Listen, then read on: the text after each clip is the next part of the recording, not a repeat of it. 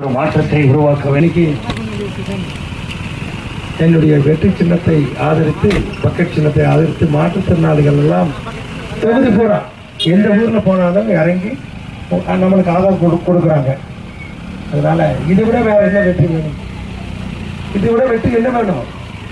அதனால ஐயா உங்களுடைய பாசத்துக்கு நன்றி ஐயா. பாசத்துக்கு நன்றி ஐயா. ஜெயிச்சு வருவோம்.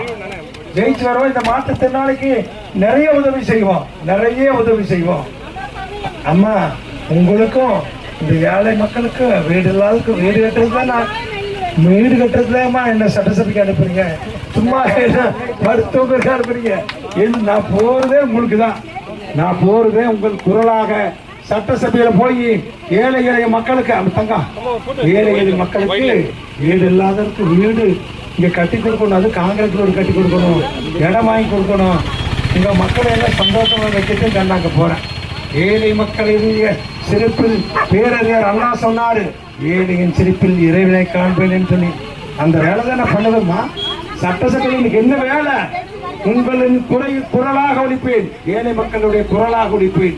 உங்களை தேவையை பூர்த்தி பண்றதுக்கு நான் போவேன். எனக்கு என்ன பணம் வேணுமா? காசு வேணுமா?